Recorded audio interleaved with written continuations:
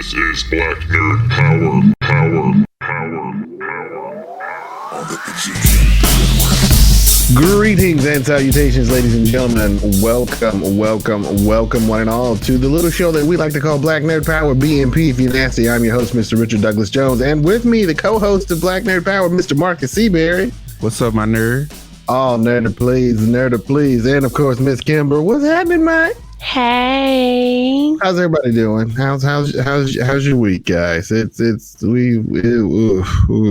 been a rough couple of days. Man, niggas is making it, man. Man, it's been some rough stuff, I lost my biological father last week. Yes. And, fumes are expensive. As hell. That's what I learned. Oh yeah, funerals, like, even if you just want to like burn him. I know. I'm just like, good Lord. I'm grateful. I'm just glad we found one policy. Man. Yeah. And niggas don't be having no papers. Like, I ain't talking about your fucking market. I'm talking about mine. Like, don't get me wrong. Man, it's rough out here. I know exactly what you mean. Get your will. Even if you just scribble something out. This is what I want to happen when I die. Scribble something out. Get a will. Get a will, get it notarized. It take $10 to get stuff notarized. You can go over to Ace Cash Express and get something notarized for $10. I know, because I've tried. And my rule following ass was like, but UPS. Yeah, exactly. I go to UPS. Me too, Marcus. I get UPS. $10. UPS notarized my when I got married. Shout out to them. Yeah. Okay. So who notarized mine? I wonder, is it notarized? Nigga, are we married? Uh-oh. You should check that for sure. It's probably fine. But yeah, other than that, what's been going on? Miss Kimber, how about you? What's been going on in the Kimberverse? Nothing doing, man. Just trying to stay at the house, figure out what's right, what's wrong. School ended, right? The school year ended on such a fart. Like, there are tons of graduations that are drive-bys and like drive-throughs, and it's wild out here. So I'm just pushing through, headed into a real uncertain summer. Like, what do I do with a summer? What do I do with a summer when I'm like going into it like hella well rested? I don't know what to do with that. Right. So I don't know. I would ask if you have any plans, but your plans are probably the same as everybody else's. Stay the fucking home. Stay the fuck at home. I'm figuring out how to stay the fuck at home. I'm trying to find things to draw me out of doors, right? So I dusted off the old fucking Pinterest, pulled out my handy dandy clicking finger, and looked on like apartment therapy for porch gardens, for front stoops for like apartments. So Richard, you've been to my apartment. Marcus, you've been to my apartment. I have no fucking porch area whatsoever. There's none. That was my query in my mind. I was like, hint the face. Yeah. Hint the face. Y'all like, where the fuck you gonna put this? Okay, yes, but there are some very interesting solutions on Pinterest, guys. And so I've been looking, and I'm gonna take some pictures and maybe add them to the Black Nerd Power Instagram as I get started, because I really think I found something that's gonna work.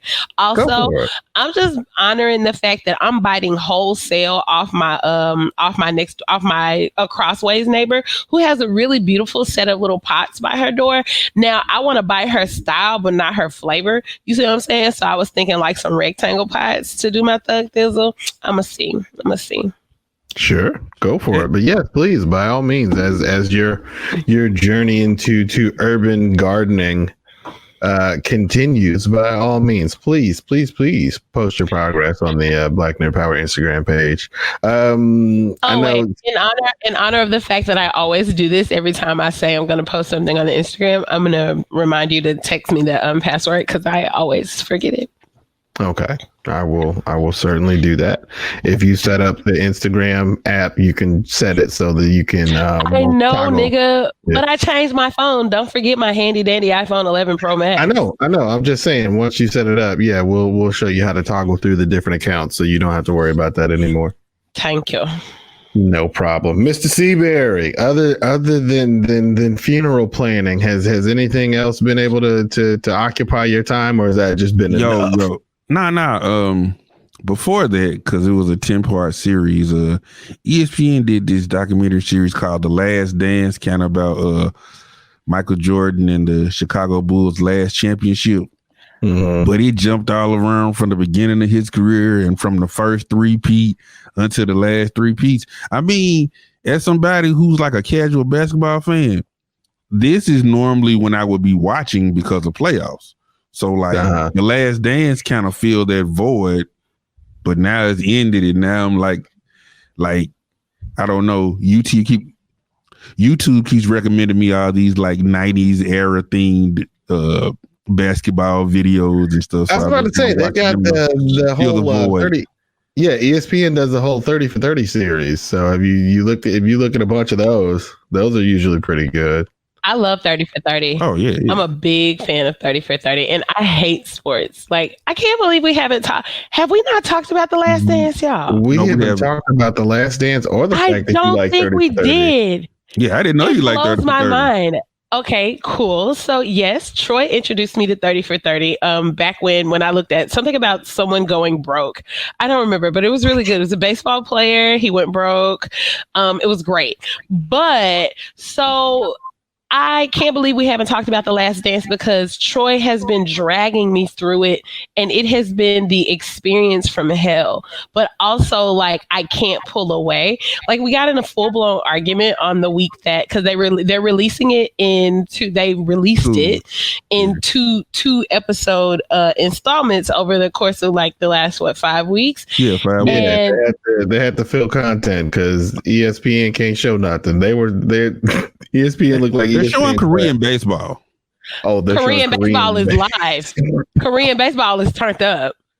I respect it, but I'm saying like that wasn't normally what they was rocking with. But they were like, "Hey, who's still playing?" They're like, "We got to show something. They're still playing." Somebody's playing sports somewhere. Somebody's playing them live. What do we got? Korean baseball, dude. Air it. But so yeah. We fell out real bad around like 6, 7 because I hate it. But he's like, well, get the fuck out and stop watching it. And I'm not gonna get out. But also when I leave, then he has to talk my head off about it. So I might as well just deal with it. But I've been like screaming at the television. I don't like the energy it brings out of me. It makes me feel like I'm in a stadium. Jordan is a fucking asshole. Not just that though, guys. Like there's a lot going on there. Like it's some whole ass fucking bullshit. Not just an asshole, but just like a whole motherfucking overseeing Uncle Tom ass motherfucking go off on your black teammates but call the white man upstairs your daddy. I can't. Yeah, Michael Jordan. Yeah, people don't know Michael Jordan was on some OJ shit. Like for real. He was some on some MJ shit. MJ was on some OJ shit. Like the only difference is his vice was gambling, not white women. Otherwise, also MJ just got his white woman later on. That's all. He dropped Juanita. Yeah, that's all it was. But yeah, Michael Jordan's kind of a dick. On a somewhat lighter note, I discovered a docuseries on HBO that just gets you just all in the feels. It really did amazing. I can't lie. Every episode, I was like, "Ain't nobody crying, you crying." You know, just one little tear. It gets there's something that'll get your tears going. Every episode, and it's this docuseries called We're Here on HBO. And basically what it is there are 3 drag queens. The 3 drag queens were former contestants on RuPaul's Drag Race. They're Shangela, Bob the drag queen, and Eureka O'Hara. And they are all just fabulous, darling. And they go into these small towns and they get people that would normally not do drag in a lot of cases. And then they would get some people who are just kind of they are the gay community in their small town, and they put on drag shows, and they get people to come out to the drag shows, and people just love them. They're packed. And then in addition to that, they're just all these heartwarming stories, like when they there was one place they went, I believe it was Gettysburg, and there was this woman who who's one of those moms. She has a t-shirt and it's just like, free hugs for gay kids, mom hugs or whatever. And what you find out is that she has a young daughter, and when that daughter came out, she immediately went to religion and told her daughter it was wrong. And so she and her daughter hadn't spoken. And so she started doing the mom hug things. And then this was the very first episode. Yeah, it's the first episode. And so she decides to do drag as a way to not only show outreach to the community, but to legitimately apologize to her daughter. So, there's all kinds of stuff like that. Again, the more I did research into the show, the more I love the trio of drag queens going out and doing their thing. Because, I don't know if I believe it was Gettysburg, but there were a couple of places where, they arrive in the town and they get out in full drag regale and go and meet the people. And there was one instance where they were just like, no, you need to leave. We're calling the police. And it's just like, what? In 2020?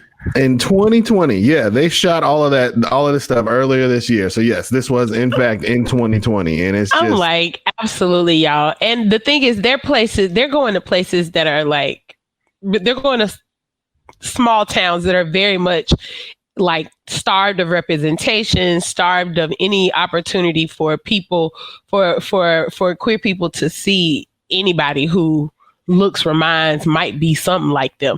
And so like they're going into real hate-filled places, even in the first. It's crazy what I really enjoy about the show, because at Richards, I saw it on Instagram. A friend of mine said something about it. Somebody who loves RuPaul's Drag Race, which I enjoy RuPaul's Drag Race, but I don't watch it religiously. And then Richard suggested it. So eventually I made my way on over, and I really kind of enjoy the queer eye feel of it. And I know like y'all fuck with me, communicate with me if this is conflating in a negative way, but emotionally it got me just like Queer Eye, because it's about people who are like empowered in their identity, reaching backward, right? Going and taking risk and reaching backward to support people who are either living that experience or take or want to be allies in that way. So I appreciated it. I really enjoyed the vibes. The thing that it has that Queer Eye didn't have is that We're Here, as the name implies, does kind of like, it steeps you in like that kind of bubblegum fun. Like the first image I remember seeing is all of the drag queens, their cars. Their cars. Like, yes, their trucks. I keep wanting to say food trucks. That's not what they are, but they're like vans. They're RVs. Thank you. Yeah. Like, what's her name? O'Hare. Hers is like all fucking pink glitter with big ass eyelashes. Bob's is like yellow. Shangela's, I can't. Yes. Shangela's is, I can't remember. Is it purple? Shangela's is an elephant. It's an elephant. That's right. And it's gorgeous. And so like, it's just, so the images are really fun and vibrant and exciting. But then like within the first 5 minutes of the show, you hear, before we go to the credits, they're in a store having a really positive interaction with the store clerk. And then at the end of that segment, you hear some disembodied, angry white man go, "You can tell this nice lady who works here, I won't be shopping here anymore. You got all these freaks in here." And then they just leave us with that, right? And in the face of all that joy. The best part about it is that the lady at the store basically says, "Okay, bye," and says bye, right? But they leave us like with that. Then nobody coaches you through that moment. It's just like, here's the reality that people that we call ourselves loving and respecting are facing, and like, so what are we gonna be? What are we gonna do? I love the duality. Like you said, I love that duality of it as well, because like you said, it's fun. It's fabulous. It's fun and empowering and tears. But at the same time, that the hatred is real and they don't hide it. It's literally just just right there in your face. It's interesting to watch some of the people that do drag, to watch their parents and how they react. There's so far my favorite episode has been the one in Branson, when they went to Branson, Missouri, and that one was tough to watch. There's a gentleman who just went full out drag. He's a dancer, and like you could tell he'd been waiting to do drag his whole life. And in it, he was able to find that power. And by the end of his routine, he gets up and he says, if there is no community, I will be the community in Branson, Missouri. If you are a person that is queer and you need somebody to love and reach out to you and be your family and hug you and tell you you matter, he's like, I got you. And it's just like, ain't nobody crying, nigga, you crying. Because we all cry here on Black Nerd Power. Yeah, it's I sweat. My eyes sweating over here on Black Nerd Power. That's what we do. Nigga, we definitely cry on Black Nerd Power. I don't know what y'all talking about. For sure. We absolutely cry. We cry on the strength that I'm here. Yeah. Nah, we cry because we cry. It's because we're freaking human. Human beings. Yeah, because we're human, man. Speaking of which, Seabear, you want to give this some RIP, sir? Yeah, man. It's been a little interesting, I guess, week here. Okay. I know I could start. We know actor Fred Willard because yeah, definitely. Fred Willard. He calls the other kids niggas too. Nigga this, nigga that, nigga please. No, I'm done with it. None of that. Nigga, no, none of it. No. I didn't realize how old he was, man, because he's just been there. Nah, you know? Fred Willard's been doing his thing for a while. Like he's on episodes of like Sanford and Son and like Good Times. Oh wow, I didn't know that. Yeah. And also former White House butler Wilson German, he died of COVID-19. Actor Ken Osmond, who was on Leave It to Beaver, and filmmaker Lynn Shelton. She was an EP on Little Fires Everywhere. Okay. Is he the butler? I think he might have been, man. Like the Forrest Whitaker produced by Oprah, The Butler?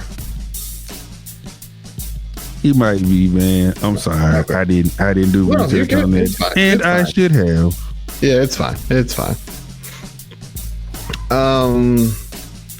Let's see. Where are we on time? Oh, we're almost there. Yeah, let's do this really quickly. Let's take a break real quick, and we'll be right back with more Black Nerd Power on the KUDZUKIAN Network. R&R on Sports. 1968 Olympian Dr. John Carlos. Oh man, it's an honor. They need to pick up their radio and tune you guys in. There you go. It's R&R on Sports. Keeping it real, right, and funky. Mauricio Calvo, who happens to be the executive director of Latino Memphis. Welcome to Funky Politics, sir. How are you? Great. Thank you. You're having as much trouble saying my name as I do saying KUDZUKIAN, so we're even. Hey, look, I'm good on that. Reasonable people understand that a country is more than its leader. I mean, I love my home country, but I think people in Memphis need to count their blessings. Funky Politics on the KUDZUKIAN Network. Black Nerd Power. And we're back. Black Nerd Power, KUDZUKIAN Network. Let's see. Let's get into a little tech talk, shall we? A couple of things. First of all, Oculus is over the moon because they're congratulating themselves over the 1-year anniversary of the Oculus Quest, their standalone headset, which is very quickly becoming prominent in the gaming community as well as the VR world. It is notching out its own sort of kind of stand-up thing, and it's very much getting to the point where you're not going to need it will be truly wireless VR, and I'm actually amazed at what's happening there and where the platform is going to go. I've actually started doing a lot more, not just playing games, but exploring some of the social aspects there within VR. They've got a couple of different places. There's one place called Rec Room that I have not checked out yet, but there's another called Alt Space. And Alt Space is basically exactly what it sounds like. It's kind of like a Second Life kind of thing, where you kind of build an avatar and you go into the VR world and you can literally just converse with people from all over the world. But in addition to that, there are different themed rooms. Like I was curious because I was told that they do open mic comedy and things of that nature. So there's plenty of like open mics, like there'll be like a DJ that's spinning. And then like the weirdest part about it, there's this one room I went into where people were just playing Cards Against Humanity for like 2 hours. And I was just like, this is the weirdest thing ever. But yeah, you get to sit there and just openly just chat with people. So it's interesting. But like then there are like instructional things. Like apparently a lot of people in different countries will use this technology. So they have a lot of English classes. So like you can go into like a VR room and be like, this is conversational English. So yeah, it's been really interesting to watch the space. The other big story that I wanted to get into is they've been talking about it. Nothing has been confirmed, but rumors are swirling. And apparently it was going to be the big thing that they revealed at the Worldwide Developers Conference this year. But Apple is getting into the augmented reality business a little bit more about making their own glasses. They're going to call them Apple Glass.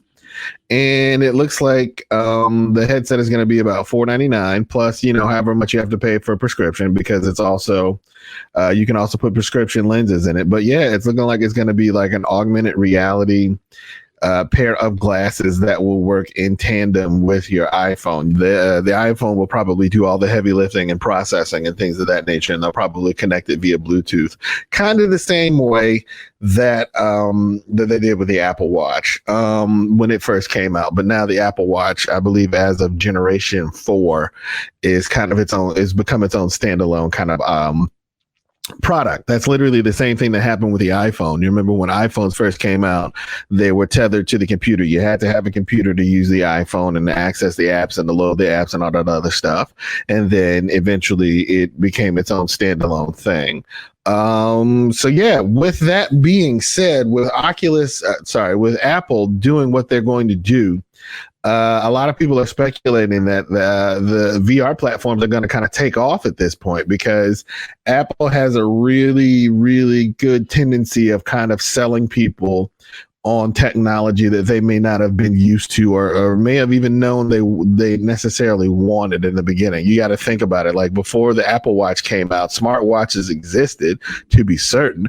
But once the Apple Watch came out, then, the idea of a smartwatch became basically ubiquitous. So I'm curious to see when the Apple Glass finally does come out, one, what the user interface is going to look like, and two, moving along in the future, how does that make VR something, a platform that is more accessible to most people?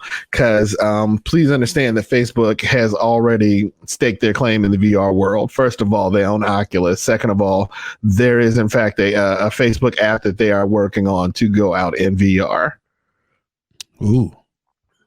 So, you slap the goggles on and you just go. It's interesting, Marcus, because they have controllers. The Oculus headset has controllers, but they're also doing stuff with the software where the headset will just be standalone. You'll be able to just use your hands to play a lot of the games. So okay. We're getting there. Yeah, they're moving out of controllerless video games. I'm curious to see how all this is going to play out. That seems like it's going to play out for rich people, because I don't have enough fucking space for a controllerless video game. What the fuck do you think I live in right now? We just talked about my porch. I struggle. I struggle with this. I don't know. I don't know how close we are to actual controllerless video games. Like we haven't made a video game that hasn't I don't know. Anyway. The other thing I was going to say about that is that I'm also probably going to be more willing to engage with VR if it is something from Apple, because I'll know that I at least know what to expect when I'm dealing with them with something brand new. Sure. And they know what my face already looks like anyway. So, with VR, there are usually two ways to play. You can basically make a play area, a large boundary within your living room, and you literally trace it out with the controllers, and so that becomes your play area. Or you can do what's basically called just a boundary, and so it sets a circle around you, and if at any time you go outside of that circle, it will give you like visual cues. So yeah, if you run into things while playing VR, it is usually your own fault. And don't underestimate me is what I'm saying. You know what I mean? Like, no, please understand. Some of us just ain't safe enough for that shit. No, please understand. I punched the shit out of a wall one day, and I was like, "Ow, this really hurt," but I'm also not gonna stop playing the game. There you go. Like you win. But yeah, VR is here, and it's only going to get more in depth. Basically, right now we are experiencing the Pong of VR, just to give you kind of an idea of where the technology is going. There's a VR game out right now called Half-Life Alyx, which has basically been touted as not only the best VR game, but one of the best video games of the year. And it is completely immersive. The world is completely immersive.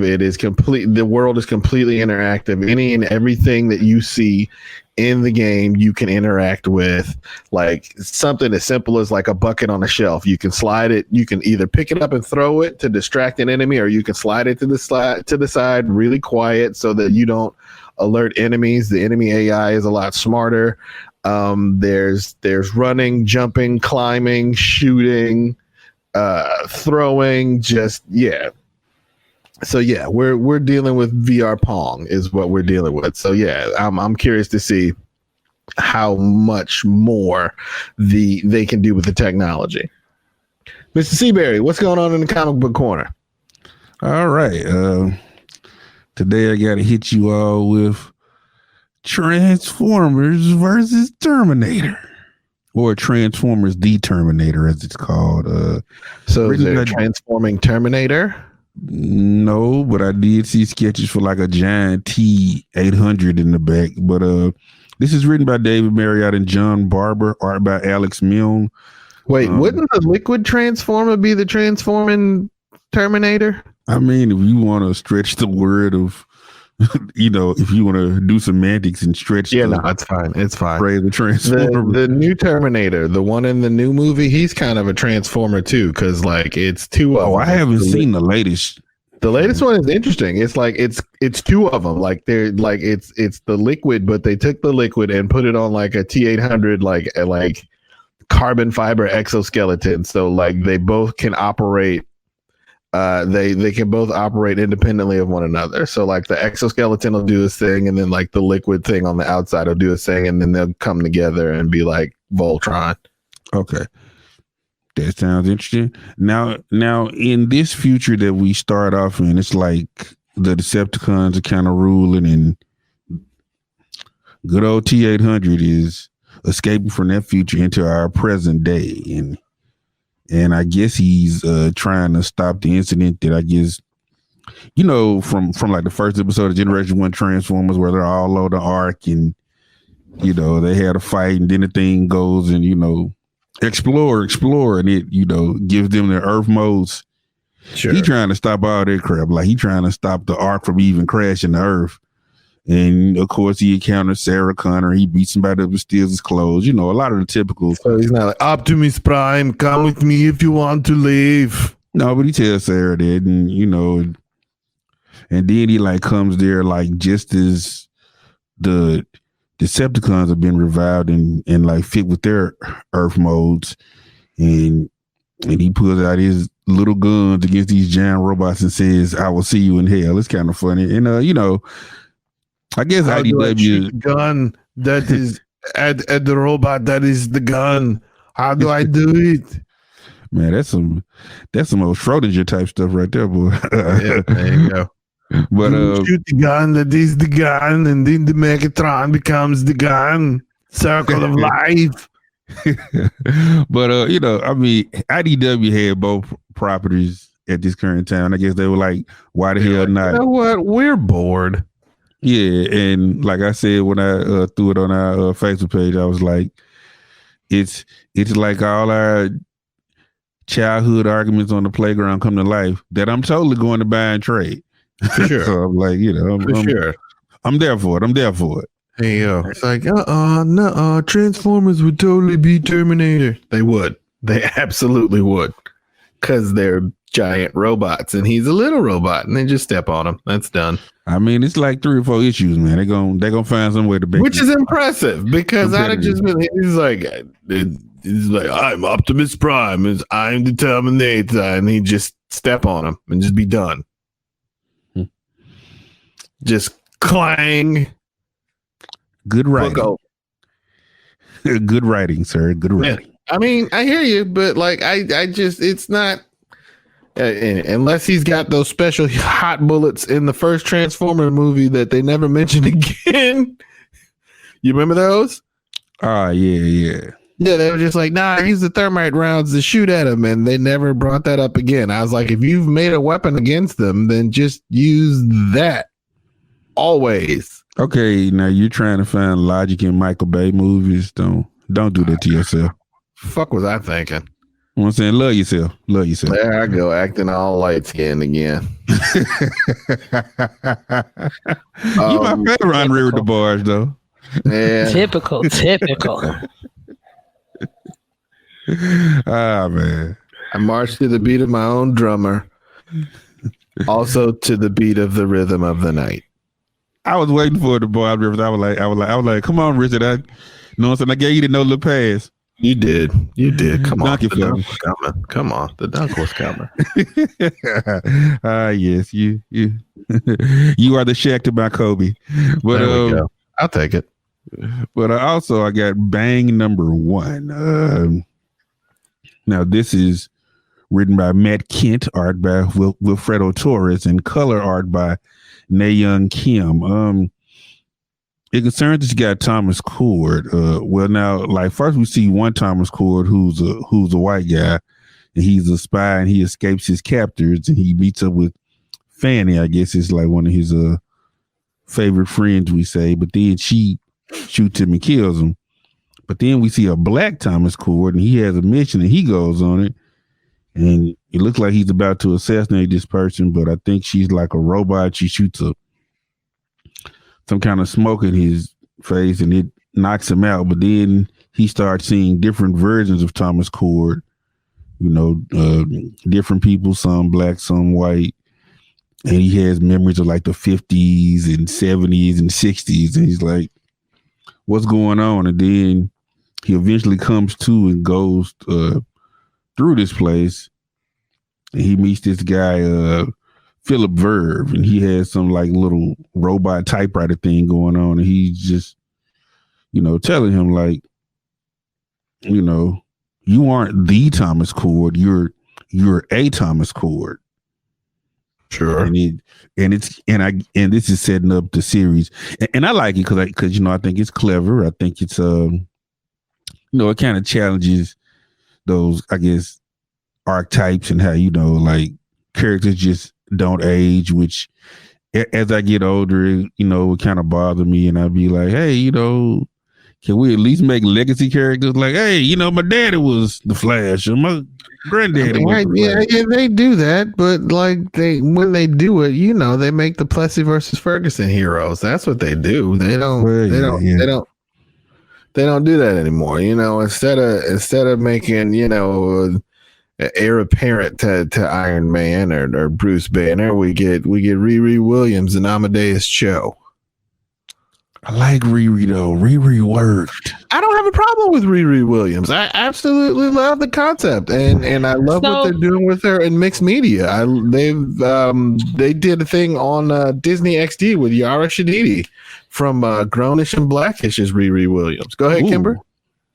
So at what point, like, do we just go ahead and let these characters be the new characters? Like, because there's a certain responsibility that the consumer has, especially when the consumer is like y'all, people who've been comic book guys forever, that like, yeah, fine. When we first got Rhodey when we got Rhodey, at first, we know exactly what he was, and we ain't got to go there, whatever. But like, when are we going to actually make space for the fact that there are different people in the writers' rooms now, different people in the director's seats, and these characters are actually rich, like cultural representations of Black people and brown people that we could all know? Like, it's going to, at that point, be up to us to honor the new artwork and let it be true for what it is. Like, let's not call Riri Plessy versus Ferguson when we still got Rhodey, who definitely is. Rhodey absolutely is a separate but equal hero. Miles Morales in the last Spider-Man movie, shut the fuck up, I'll fight you. You know what I'm saying? Like, that's not true. And so let's be careful to let that stick as the narrative when we know we have some control over it, especially with our platform, to go ahead and honor the characters that actually are good. So is Riri really Plessy versus Ferguson, or is she a character that we haven't had a chance to explore yet? Who might be if they got... I will say a little from column A, a little from column 2. I will definitely say that, but she is still very much firmly planted in the Iron Man mythos. They're just now getting to the point where she's kind of coming out and kind of doing things on her own. Like I said, because now she has her own code name. It's Ironheart. Yeah. Well, like, let's see what she is. Let's see what she is before we write her off. That's what I'm saying.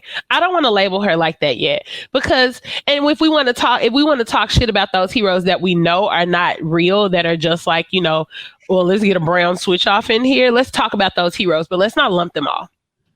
All right. Seaberry, did you see that HBO Max has decided that they are going to release the Zack Snyder cut of Justice League? I could not see it because our mutual friend Eric Huber, I have been telling him for years, like, dude, you ain't gonna get that cut, buddy. Like, I'm sorry, you know, it's just not happening. And then, lo and behold, apparently they will. Here's what happened. Oh, good old Eric Huber posted it on my Facebook page. Like, yeah. For those of you that don't know, the movie Justice League that came out a couple of years ago was garbage. It was originally directed by Zack Snyder of 300 fame, which is why everything looks monochromatic. Because that's his thing.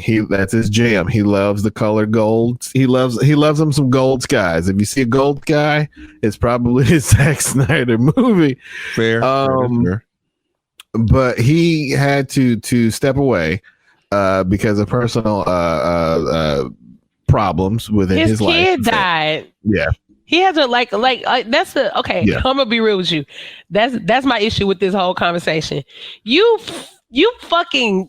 Oh, I almost called y'all something that I do. I almost called that whole fucking Justice League Marvel comic nigga fandom a word that I don't even use because it's fucked up to use. I'm glad I called myself because that ain't right. Well, let me tell y'all something. What was the word? Now I want to know the word. You ain't gonna know it. This motherfucker's daughter died. People are forgetting. Who gives a shit? I couldn't remember like, what no, it no, was. No. And I'm not fussing. Nobody knows what it was. That's what I'm saying. It's like it's deafening how missing it is from this conversation. What the fuck is wrong with y'all? What's wrong with y'all? Ugh. So you said his daughter died or his dad died? Yes, his daughter. She died. Okay, so that being said, in the middle of making the original Justice League movie, Zack Snyder... She murdered herself. She wanted to die. Their whole family fell apart in a tragedy. And so he couldn't do the thing no more. Logically, they found Joss Whedon, who made Buffy the Vampire Slayer. And these motherfuckers... And the Avengers. And who did Buffy the Vampire Slayer? Nigga, I said the one I fucking meant to say. Thanks.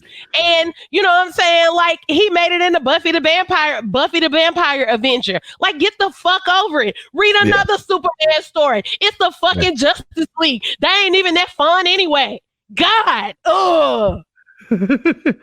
So that they are fun. They're my child. Boring as shit. This shit's boring. I disagree. So I love the Justice League. I love it. But so that being said, yes, Zack Snyder's daughter died. He stepped down, and they brought in Joss Whedon. And these motherfuckers couldn't figure out nothing to do but get mad because it wasn't the exact same movie that Zack did. Oh, y'all, just look at yourself. Look, America, look at yourself in the mirror. Look at yourself, America. So they came in and apparently got out that part. Yeah, you did. And you're right, that's important, and I apologize. But like I said, I just didn't think there was a need for them because I mean, like, the movie wasn't well received. The movie didn't make money. I just didn't think they were gonna put it out. Yeah. Well, then came this giant streaming service called HBO Max, and they were like, okay. We'll put it out. and so the reason, and so yeah, there's apparently a 3-hour cut where the story is completely different from what we saw in the theatrical release. Because when Joss Whedon came on, he did a bunch of reshoots and basically made the movie unrecognizable. So we'll see what I think the part where Superman kicks Steppenwolf into the pit is going to be great, where he screams, "This is Krypton," and he he kicks him. But anyway, that's kind of funny. That's not your best material, but that's kind of funny.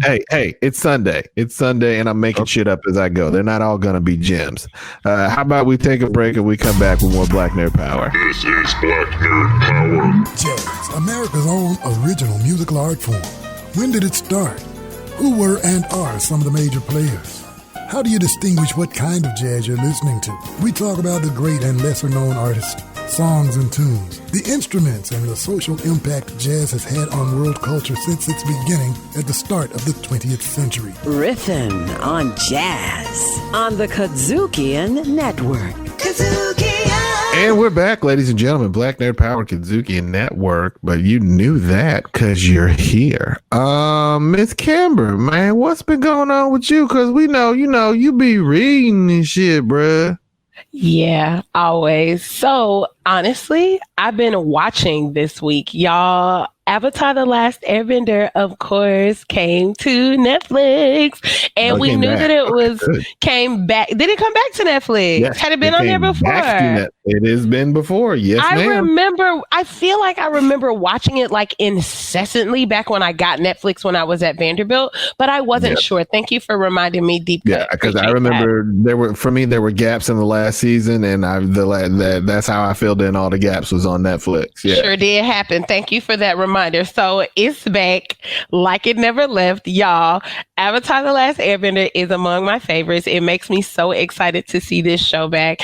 But the dope thing that is like that Forbes reminded us all of, they put a little article out a few days ago, was that back in September 2018, they said Netflix had took this property and was getting ready to give us some real good shit. They had brought Bryke on, the original team, the original production team, and Bryke had said that they were really excited to do one that wasn't whitewashed. So they got us all excited, thinking that, we're finna get some Asians kicking ass as the airbenders, firebenders, earthbenders, and waterbenders, like we knew they should be, but we just haven't heard anything at all about what's happening on Netflix in terms of the live action. I didn't know it was live action. I thought they were doing another animated. No, it is live, darling, live. We are going to keep it. Well, and in the words of the Screen Junkies, we're going to resurrect it from being M. Night Shyamalan. I love it. That was the Screen Junkies in the Honest trailer. It was so hilarious. But apparently, I also read something recently that said that M. Night Shyamalan actually wanted to make a different movie from the one that he had been allowed to make. But I don't know about that. I ain't ready to excuse him. It was too bad for me to really let it go. And the movie that I'm talking about, yes, we do talk about that movie here every now and again. The movie from 2010 that M. Night Shyamalan made, The Last Airbender, was terrible. With all them fucking white kids all over the place. Talking about Sokka and Ong. It was so terrible. It was gross. Did you ever get a chance to watch The Legend of Korra? Oh my God. Yes, I watched The Legend of Korra so many times. I feel a lot of conflict about Legend of Korra. So I'm one of those people who still really loves the original Legend of Korra miniseries. Remember that Bryke came on when they originally conceptualized Legend of Korra, Nickelodeon had only greenlit them for a short series, even though they knew people were gonna want more. They had told them niggas gonna want more. Nickelodeon screwed them 5 ways from Sunday with Korra. Like you had to stay up to like 3 a.m, like on a Tuesday, like a random ass Tuesday, to watch a new episode of Korra, and then you come back next week and it's on a completely different time slot. Like it was terrible. It's so weird. As much as they loved Avatar, they showed Korra no love. And the thing is, people, and of course, like I'm taught. So of course, you're taught. There are 2 phases of Korra. There's the first phase of Korra where Amon is the main enemy, and then there's the second phase of Korra where she's dealing with the Beifongs, right? The Beifongs, and when she's dealing with the Beifongs and that Water Tribe man with Judy and them. So that second installment is when Nickelodeon realized, oh, we fucking up and missing some money, and they decided to green light the production team to go ahead and create a full-length series. People often are disappointed with that series, except for the beautiful part where people often hate that series because it really was subpar, and almost always it was a subpar fight, right? Because the best fight that they had, the better villain was Amon. Exactly. Yeah. And so the only thing that they got right, and I know that that's true, the only thing that they got right is that in the longer version of Korra, as opposed to Korra and Mako ending up together, Korra and Asami ended up together, which I think was right to do, because Korra and Asami being together was really important. One, because it was, I think, the first time a female Nickelodeon character got to have a girlfriend on screen. And then also too, it also kind of made up for the fact that there's some in The Last Airbender, people probably want to argue with me about this, but I still feel like Katara should have ended up with Zuko.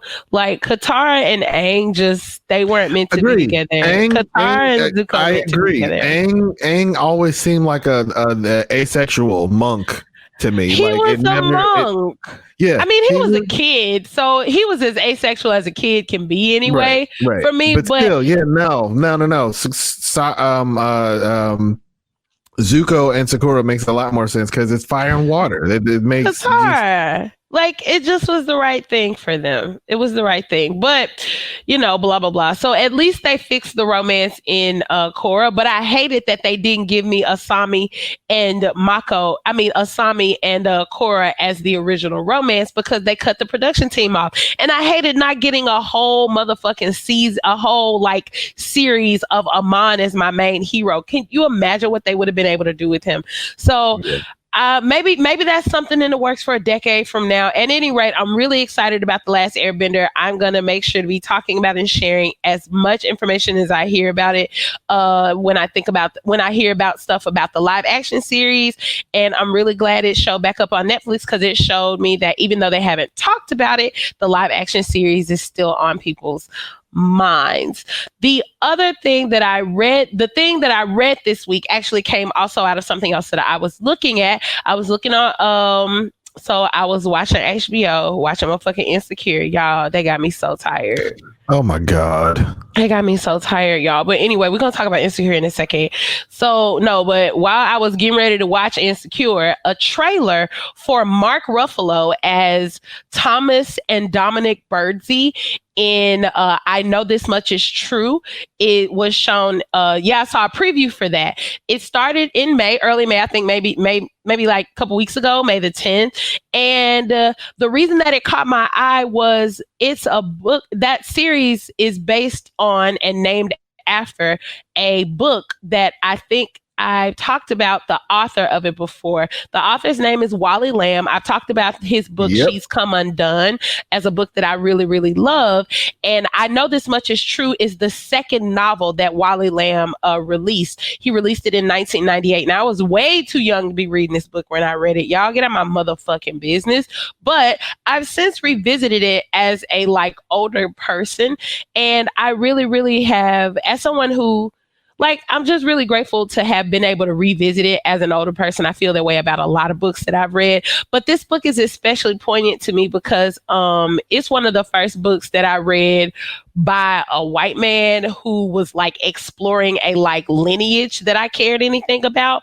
Dominic Burzee is the main protagonist of the novel, and he's an identical twin. He's an Italian. Well, he's a son of an Italian people who came to Connecticut. Who live in Connecticut. He lives in Connecticut now. He used to be a school teacher, but then he was like, fuck this terrible, stressful ass shit. His life kind of turned the shit around him, which always happens in these white boy novels. You know that. His life turned the shit around him, and then he became a house painter to get out of schools. And he has a lot of shit going on, you know, addiction, self-destructive habits, fucked up relationships. But the main thing that he got going on is his schizophrenic, crazy ass, identical twin brother, who at the very beginning of the book walks into the public library and chops his wrist off in a protest against the Gulf War.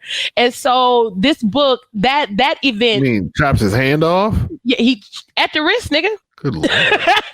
He cried. Like the first part of the book is like this beautiful graphic, one of the most beautiful and horrific. The first, I think, maybe first thing I ever like registered as probably literary horror in my youth as reading was just like, I remember his descriptions of the knife cutting through the sinew and cracking and crunching through the bone. And it really is it's really gross and graphic, but it also is a really great example of how wonderful and beautiful a writer Wally Lamb is and why he's so near and dear to me. Anyway, this book explores history, family history. It explores domestic issues. It explores mental illness. It explores romantic love. It explores incest. There's a trigger warning there. And it explores just the burden of like loving someone who has a mental illness and that burden that person carries on your behalf as well. And so it's a really incredible book, and I'm really excited to see Mark Ruffalo play that role because I love Mark Ruffalo.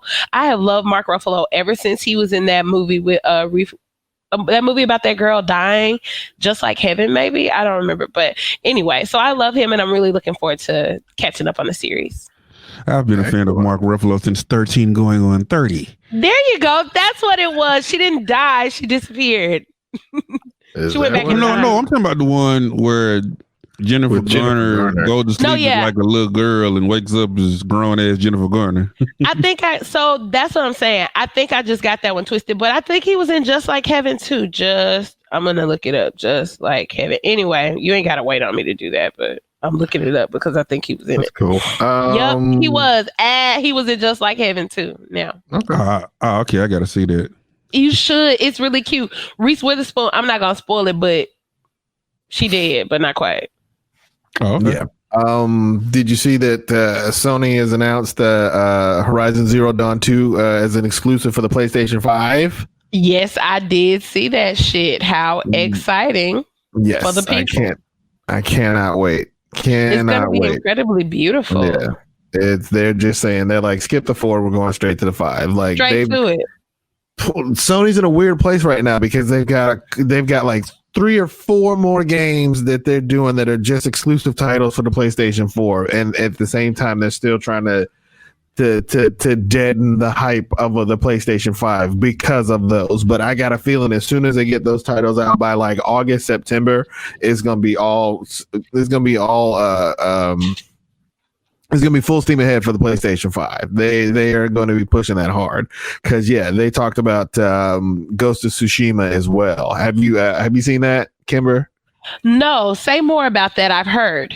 Ghost of Tsushima is made by Sucker Punch, and that's the same people that made the Infamous series. For those of you that aren't familiar, Infamous is there are 3 games in the series. 4 games in the series, and it's basically a superhero sandbox.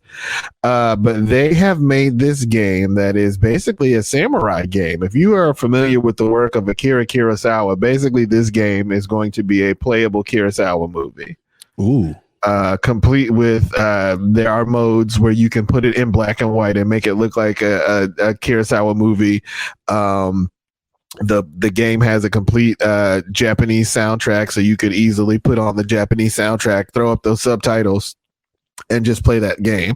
But you are playing as a samurai, and the samurai has to stop the mongrels. The mongrels are coming, and so he has to either decide to use traditional samurai techniques to avenge, or he has to sneak around in the dark of night as the quote unquote ghost to kind of do a lot of stealth kills as well. So yeah, it looks like it's going to be interesting. There's no waypoints, there's no map.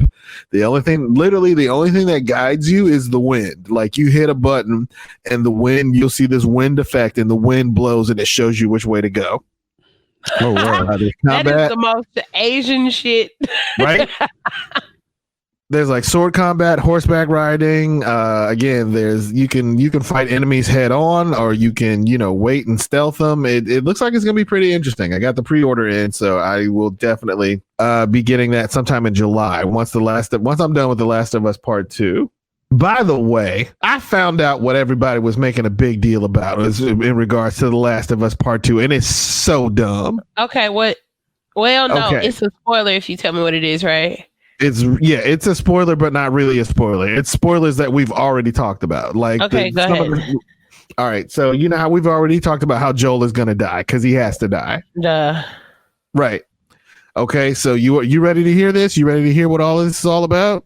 Come on. The person that kills Joel is a trans person. Oh my God! Fuck off, please. That's it. That is apparently it. That's what all of this hoopla and uproar has been about. Okay, well, if Ellie is going to be the protagonist within the universe, Joel had to die. If the first game is about Joel, which it was, and the second game is about Ellie, which it is, Joel has to die. Like, Joel's death is kind of inevitable. Not to mention, he like 50 something years old living in that world. In the zombie apocalypse, he already was old. He was old when it started. Right. Because, yeah, remember, let's say when the game first starts and Sarah dies, let's say he's 22. All right. 20 years later, 42. This takes place 5 years after that. Right. Okay. So now he's 47. He basically the only person with more, like, I don't know, a job that would be more physical and more abusive than Joel's like job. He's a fucking murder master. Like, he a killer. He a stone cold killer. He's a stone cold killer who has survived and being impaled by a piece of rebarb and all this other stuff. So, like, if he's alive, he's slow motion at this point anyway. At this point, regardless. And you're listening to Black Nerd Power. So basically, y'all saying the meter was running on old Joe anyway. It was happening. The meter was running on Joel. Like, 50 years old in the zombie apocalypse is impressive, and that's kind of it looks like that's where Joel made it to. About where Joel is in the zombie apocalypse, having survived both the wilderness and the urban city. Like, it just whatever. Right. So yeah, that's the big thing that everybody's been losing their shit about, and I'm just like, you people are idiots. They're morons. It's completely tiresome, and You're all morons. Don't look for me on June the 19th. Probably through like the 23rd. The only person that can call me is Kimber, because we're gonna be playing The Last of Us Part 2 side by side. I'm going to be screaming and crying the whole way. It's going to be really unfortunate. Sure. I'm so terrified. This is going to be so scary, Richard. Yeah. It's going to be nightmarish. These days, I've turned the commentary off when I get on the Twitch, but like, I think for this, I'm going to need to turn on the commentary. So yeah, once we get started with that, make sure to check us out on Twitch. All right, we're going to take a break real quick. We'll be right back with more Black Nerd Power. This is Black Nerd Power. Blues in the basement's all right. Blues in the basement's alright. KUDZUKIAN's out of sight. Blues in the basement's alright. It's alright. It's alright. KUDZUKIAN. And we're back. Black Nerd Power, KUDZUKIAN Network. Let's get into some awards. I don't even know if we have any. I'm really just kind of like, people have been so stupid in the media lately. It's hard to choose. Like, after I feel like we got to talk about Biden, though, man. All right, look, I don't want to talk about Biden without talking about the whole culture of the shit. Like, who the fuck said Charlemagne the God is the king of the fucking blacks now? Like, what? Hold on. It's become this thing, at least with this current election, like most of the white, or I guess black candidates, I think, were coming anyway. But now, like, non-black candidates talk to the niggers. Let me go to Charlemagne the God. What? Well, no, it's the whole Breakfast Club. But I think Charlemagne's been the one like spearheading, hey, let's get these politicians on. But here's the thing, man. I think it's good because I'm a person who struggles to, I guess, watch CNN or other news, NPR, like I should. So this is something that I was listening to every day. So I was like, okay, well, let me hear what this person has to say. Like, this is how I became aware of Pete Buttigieg, and this is the first time I really heard Kamala Harris. So I don't think there's a problem with that. And also, here's the thing, man. Charlemagne was challenging him, and he didn't like it. And I think people do need to challenge Democrats because they get a little too secure with that black vote, boy. They like we just in the back pocket. We've had conversations on the show before about how I feel about Charlemagne the God. He's the God. Him and his painted on eyebrows. But I'm saying I don't think that he was wrong. Like, I think Biden needed some challenges. That was just something that I needed to unpack. That being said, moving forward, yes, Joe Biden on the Breakfast Club. Go ahead. And Charlemagne was kind of calling him on, what are Democrats going to do for that black vote that they've had for so long? They're not gonna do shit. They don't have to. Nothing. And Joe was getting flustered. He was like, come on, give me a break. And he still didn't want to own up for the damages. He gonna dodge that shit like the Matrix. Yeah, for the damages done by the 1994 Crime Act. And I guess in a moment of ultimate flustering and frustration, he said if you vote for Trump, then you ain't black. And he emphasized that. Let's be clear. Joe Biden said, you ain't black. Let's clarify that. Let's clarify who said it. Not Charlemagne. Joe Biden said that if you vote for Trump, you ain't black. All right. So first of all, we go and he's spoken to Charlemagne, King of the Blacks. For those of you that don't remember, this is not new. This is not the first time that somebody running for political office has come and spoken on the Breakfast Club. You'll remember the Hillary Clinton hot sauce fiasco, wherein she basically said, if this helps me get the black votes, then yes, I have hot sauce in my purse. And he says that if you don't vote for me, you ain't black. So yeah, that's that all. Kimber, you awful quiet, partner. Your face. There's something on your face saying something. What's up, partner? Well, y'all, I don't know what I don't know what it is that I need to contribute to this. Like this is truly unbelievable that my choices for the president of the United States of America are Donald Trump and Joe Biden. Donald Trump and Joe Biden. And what also alarms me is that there are people among you who believe that you have a right to tell me, a black woman in America, descended of people who were enslaved, who built this land, that I have a responsibility to vote for a motherfucker who think he can take my black card from me, who thinks I have a black card, who thinks it's his to take based on a vote. And a rapist, apparently.